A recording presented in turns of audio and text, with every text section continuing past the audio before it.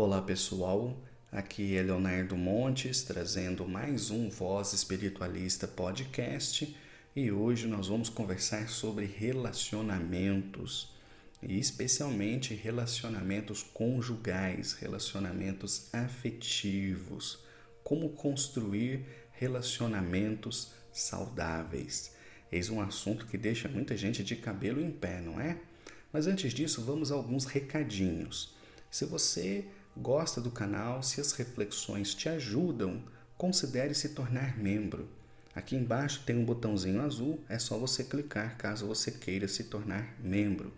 E se você fizer isso, todos os meses você vai ter acesso a um conteúdo exclusivo sobre espiritualidade, feito especialmente para os membros. E você contribui com uma pequena quantia que vai me ajudar a comprar cada vez mais melhores equipamentos, como por exemplo esse belo áudio que você está ouvindo agora, né? Bem, e eu vou também deixar aqui fixado no primeiro comentário deste vídeo os links dos grupos de WhatsApp que nós temos. Nós temos 4 grupos Voz Espiritualista e um canal no Telegram, que eu vou deixar aí também. 2 grupos de WhatsApp em que há conversas, grupo em que as pessoas postam conteúdo, conversam, fazem as suas perguntas, e 2 grupos em que apenas recebe conteúdo. Então, se você não gosta de interação, vai para os outros. Se você gosta, clica. Mas atenção, se você estiver ouvindo essa reflexão daqui a algumas semanas, provavelmente esses links podem não estar mais funcionando, já que a gente não pode deixar links abertos muito tempo, porque sempre aparece algum engraçadinho, né? Mas se você quiser participar, então é só você clicar em qualquer deles. E eu te convido também para conhecer o meu blog, leomontes.net, onde eu tenho trazido alguns conteúdos sobre espiritualidade por lá, tranquilo? Bem, então vamos começar aqui o nosso tema de hoje. Bem, recentemente uma pessoa me fez uma pergunta que vira e mexe aparece, que foi mais ou menos a seguinte: por que um casal que se ama não consegue viver bem? Por que mesmo tendo amor, muitas vezes, a vida deles é uma confusão?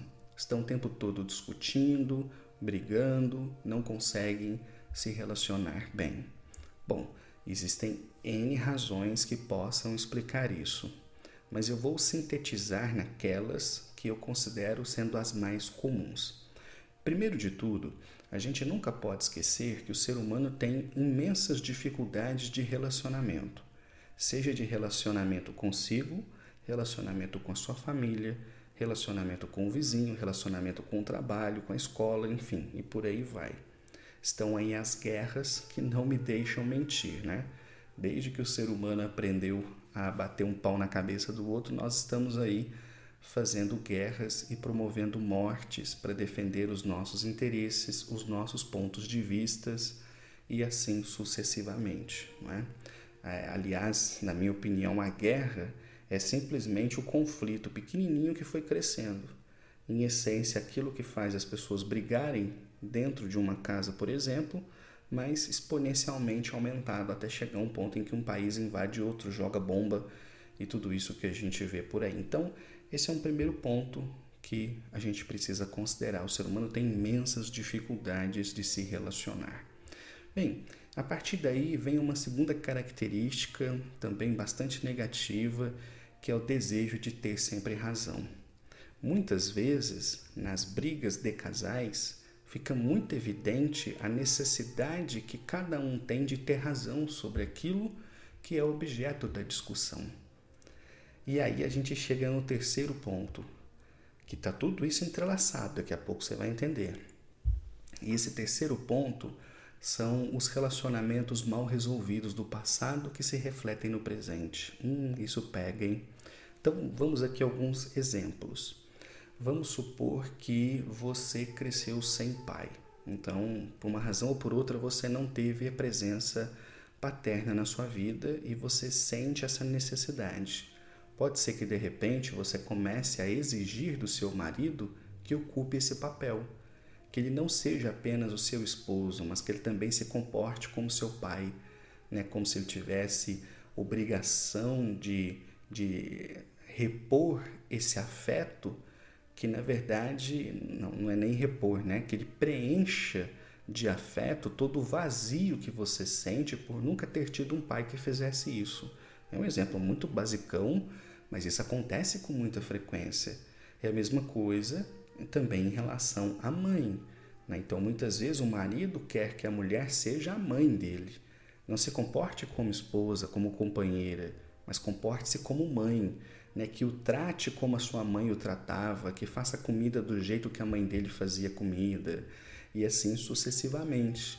Então, os relacionamentos que foram mal resolvidos, mal vividos e mal digeridos do passado, muitas vezes se refletem no presente. Vamos a outros exemplos.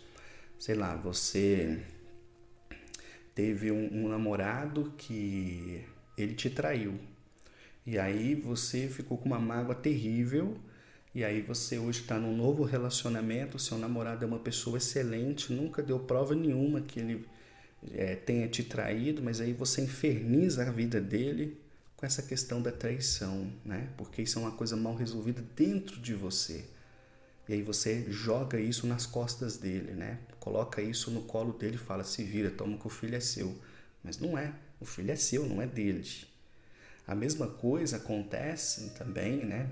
Em relação a um homem que está construindo um novo relacionamento, um novo casamento, né? Que de repente tem um ciúme doentio do ex da mulher e que muitas vezes não consegue tratar os filhos dela com dignidade e respeito porque olha para essas crianças e vê o ex. Então, assim, são N exemplos de situações que afligem tanto homens quanto mulheres e que são frutos de pontas soltas do passado da pessoa, coisas que se ela tivesse trabalhado em terapia, provavelmente ela não estaria com essa assombração no calcanhar. E aqui, inclusive, eu gosto sempre de dizer que eu sou psicoterapeuta, eu faço atendimento online. Se você está passando por alguma situação desse tipo, um dos focos do meu trabalho está na questão dos relacionamentos afetivos. Então você encontra aqui embaixo na descrição do vídeo as minhas redes sociais, é só você mandar uma mensagem que a gente conversa, tá bom? Enfim, então junta essas três coisas, dificuldade de relacionamento, o desejo que nós temos sempre de ter razão e as pontas soltas do passado, e isso forma então um conjunto que é uma verdadeira bomba prestes a explodir na vida da pessoa, né? E eu chamo tudo isso de imperfeições do espírito. Já parou para pensar nisso? Nós todos temos. Eu tenho as minhas imperfeições, tenho as minhas dificuldades, tenho as minhas sombras. E você que está me ouvindo também tem. Você também tem as suas imperfeições, tem as suas sombras. Talvez você as conheça muito bem, talvez não, mas elas estão aí dentro. Porque nenhum ser humano aqui na Terra é um ser de luz perambulando livre, leve e solto. Não. Nós todos temos muitos problemas a serem resolvidos, né? Bem, agora eu acho que dá pra gente começar a pensar. Mas, de posse de tudo isso, como é que a gente faz para construir, então, um relacionamento saudável? Como é que faz para construir uma vida que vale a pena ser vivida, principalmente a dois, né? Antigamente, quando eu comecei a estudar sobre espiritualidade, era moda as pessoas falarem sobre as almas gêmeas. Então, toda hora vinha alguém perguntar desse negócio de alma gêmea, que na minha opinião é meio que fruto de uma época romanceada, né? Então, acho que hoje as pessoas estão tão mais práticas na vida cotidiana que muito raramente alguém vem me perguntar de alma gêmea. Mas 20 anos atrás isso era muito comum, né? As pessoas sonhavam com encontrar sua alma gêmea, sonhavam em encontrar alguém para viver um relacionamento assim digno de novela. Acho que hoje as exigências estão um pouco mais baixas, né? Então a pessoa assim, alguém que me ajude a pagar boleto e que não encha meu saco já está de bom tamanho. É mais ou menos o que eu tenho visto, né, no correr dos anos. E não que eu não acredite em alma gêmea, né? Não no contexto mitológico, aquela coisa de uma alma que foi partida em duas e que elas ficam buscando uma outra. Não, para mim isso é mito, né? Mas as entidades sempre me falaram que a gente pode considerar sim que existe alma gêmea, no sentido de dois espíritos que conviveram durante tantas encarnações juntos, que a afinidade que eles têm um com o outro é tão forte que, passe o tempo que for, eles estão se buscando, se desejando, eles querem estar juntos. E um exemplo disso a gente vê no livro Renúncia, de Chico Xavier. Se você nunca leu esse livro, você está perdendo um tempo. Leia, porque é uma obra fantástica. E lá você vai ver a história da Alcione e do Pólux, né, como eles são almas gêmeas. É muito interessante. Mas do ponto de vista social, né, eu quero dizer que frequentemente quando uma pessoa está falando sobre alma gêmea, que a vida dela está toda bagunçada, os relacionamentos dela estão todos tortos, e aí ela parte para a fantasia, né? Como, nossa, eu preciso encontrar alguém que venha me colocar no eixo, que venha me consertar, que venha me trazer tudo aquilo que eu busco, que eu mereço. E isso não é verdade, até porque relacionamento, né, como nos exemplos que eu dei, não é suprindo as carências do outro. Aliás, isto é frequentemente um conselho que eu acho muito prudente. Se você que está me ouvindo agora está pensando se você deve ou não deve começar um novo relacionamento, a pergunta que você precisa se fazer é: por que eu desejo começar um novo relacionamento? Por quê? Se a resposta for, porque eu estou muito sozinho, porque eu estou muito carente, porque eu estou sentindo falta dos braços de uma mulher apaixonada, porque eu estou sentindo falta das carícias de um príncipe encantado, a minha sugestão é: então não comece. Porque nenhum relacionamento saudável e forte pode ser erguido se o terreno for arenoso. Se as emoções que formam a base desse edifício forem emoções negativas. Então, se você vai começar um relacionamento que você está sentindo muito sozinho, por exemplo, você vai começar a exigir dessa pessoa que ela supra a sua necessidade de ter companhia. E provavelmente você vai acabar sugando dessa pessoa aquilo que ela tem para te oferecer. E aí o relacionamento estraga, fica ruim. Léo, mas então quando é que a gente deve começar um relacionamento? Quando você tem coisas boas para compartilhar com o outro. Compreende a diferença? Uma coisa é você querer, eu acho que eu estou precisando namorar com alguém porque eu estou muito na farra, eu estou bebendo demais, eu estou muito sozinho. Não, isso aí são coisas que não sustentam. Como é que você vai montar um relacionamento em cima disso? Você vai começar um relacionamento em cima da falta, da ausência, da carência? Não. Agora, quando você diz, nossa, minha vida está no eixo, eu estou em paz, eu estou querendo agora construir um relacionamento mais sério, eu quero uma pessoa bacana com quem eu possa compartilhar os bons momentos da vida, alguém com quem eu possa sonhar junto. Enfim, a gente já está falando então de coisas mais nobres, né? Pensamentos mais nobres, mais robustos, sobre os quais você pode sim construir alguma coisa mais sólida. Então, esse é um primeiro ponto importante. Mas vamos voltar à questão, né, que é como é que eu faço então para construir um relacionamento? Então, primeiro de tudo, né, aprenda que relacionamento é conflito. A gente não vê isso nas casas religiosas?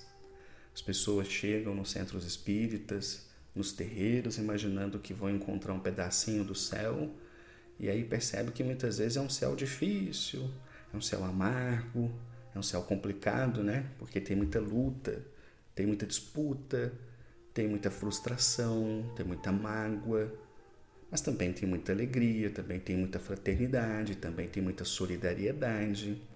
Então esse é um primeiro ponto, assim, relacionar é difícil mesmo. Se você está com preguiça, então fica sozinho.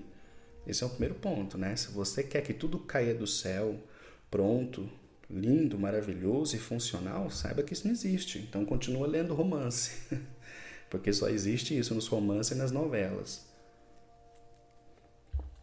Então, esse é um ponto que não pode ser desconsiderado. Relacionamento é conflito mesmo. Observa, por exemplo, um trabalho, né? Se você trabalha com outras pessoas, quantos conflitos acontecem no seu trabalho, certo? Quantas disputas, quantos problemas. Então, se você não está disposto a lidar com isso, como é que você vai ser um bom profissional? Não tem como. Então esse é o primeiro ponto. Nunca esquecer que relacionamento é conflito. Depois, essa necessidade de estarmos o tempo todo certos é uma coisa que precisa cair. Porque se nós todos temos imperfeições e essas imperfeições nos influenciam em tudo que a gente vai fazer, então muito daquilo que a gente imagina que é verdade são apenas essas vozes negativas, frutos das experiências que nós vivemos e das imperfeições que nós trazemos. Não tem nada mais do que isso, certo? Por isso que uma das coisas mais bonitas da vida é ver que o ser humano é capaz de mudar de opinião. Alguém que defendia certas ideias e que de repente abre a cabeça para um estágio superior de consciência, estando mais feliz e em paz consigo mesmo, por exemplo, né? Então esse é um primeiro ponto que precisa ser pensado, né? Se eu quero ter sempre razão, como é que eu vou me relacionar com alguém, já que relacionamento é conflito? Então a gente começa a perceber que os casais que conseguem superar os conflitos, superar que eu digo não no sentido de exterminá-los, porque eles nunca vão cessar por completo, mas de fazer com que o relacionamento não se traduza apenas em conflito, é aquele tipo de casal que começa a perceber que para dar certo eles têm que sonhar o mesmo sonho, eles têm que caminhar na mesma direção, eles têm que ter mais ou menos os mesmos objetivos. Se ficar cada um disputando para o outro para ver quem é que tem mais razão, quem é que cuida mais da casa, quem é que trabalha mais, quem é que faz mais pelo outro, essa disputa, isso é uma coisa infantil, mas que se reflete muito nos casais. Então, se continuar nisso, não tem como. Então, a gente vai deixando de lado a necessidade de ter razão sobre tudo para compreender que colaborar é melhor do que competir.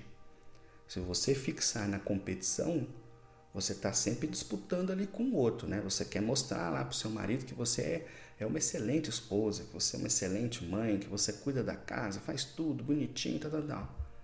E aí o homem muitas vezes também quer ter a razão sobre tudo, quer mostrar que é um excelente marido, que é um excelente pai, que é o provedor da casa, e que ele faz tudo que tem que fazer, e ele cumpre, ele paga a conta, se ele ficar desempregado ele corre, ele arruma um bico, ele não deixa a família passar necessidade. E aí começam os vários conflitos, não porque as pessoas estão fazendo essas coisas, mas porque elas estão fazendo isso para provar para o outro de que elas são maiores do que são, do que elas têm mais razão do que têm, e assim sucessivamente. Então, deixar de lado o desejo de ter razão sobre tudo e compreender que se a gente quer viver um relacionamento bacana, a gente tem que unir esforços, respeitando os limites um do outro, não querendo subjugar o outro, seja através da inteligência, do sentimento, da fé ou o que quer que seja. E aí, por fim, vem um esforço contínuo de corrigir as assombrações do passado, né? Tratar essas emoções que não foram bem tratadas, esses bloqueios que não estão bem resolvidos, para você não colocar esse peso nas costas do outro. Senão vai acabando, né, o relacionamento por esgotamento, que a pessoa não aguenta. É que nem aquela música da Vanessa da Mata, lembra? Eu não lembro o nome dela, mas é uma música que eu acho, nossa, fantástica, né? E ela tá falando, olha, o que você quer me dar é muito pesado, eu não tenho paz, então eu não quero. E é o que muitas vezes acontece, né? Então, se você tá aí cheio de problemas, né? Vivendo um monte de emoções mal digeridas, né? Se as sombras dos seus relacionamentos passados estão te perseguindo, vai tratar isso. Vai buscar uma terapia, vai fazer uma constelação, sei lá, procure aquilo que você acha que pode te ajudar, mas tente resolver isso, para que você não imploda o seu relacionamento crivando, né, de balas o seu companheiro ou a sua companheira, que no fundo não foi responsável por essa dor que você está sentindo e que não foi resolvida. Não é? Ele não tem culpa disso, não foi ele que fez isso. Foram outras pessoas que passaram na sua vida, então isso precisa ser tratado. Não é? Então eu acredito que dando atenção a todos esses processos que eu mencionei, qualquer casal tem muita chance de viver um relacionamento feliz, de construir uma coisa bacana, satisfatória, produtiva e principalmente de fazer uma vida que vale a pena ser vivida. Isso é que é muito importante.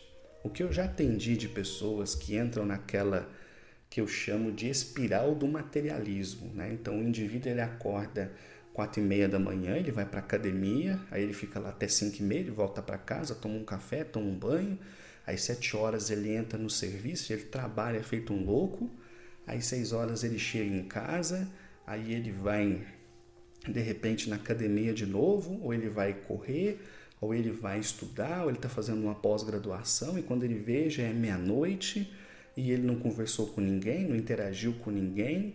A vida dele é só isso, é uma rotina de autossatisfação, né? De satisfação do próprio ego, e uma luta constante para pagar boleto. Então fica parecendo aquele ratinho correndo na rodinha, já viram aquilo?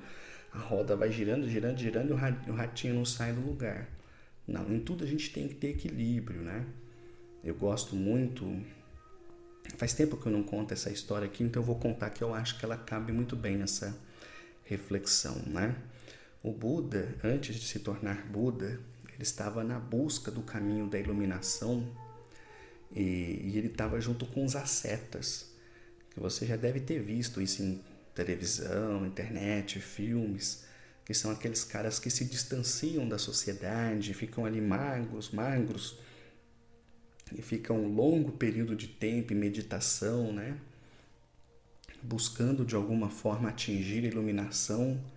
Então ele estava lá debaixo de uma árvore fazendo isso, quando ele viu que uma canoa passava, onde havia um avô e seu neto. E eles estavam com um instrumento de corda semelhante a um violão. E foi quando ele escutou o velho falando para a criança: se você puxar demais, a corda arrebenta, mas se você deixar frouxa, ela não toca. E ali ele teve uma epifania, um insight, como a gente fala, uma compreensão súbita de que essa era, na verdade, a receita da felicidade, evitar os extremos.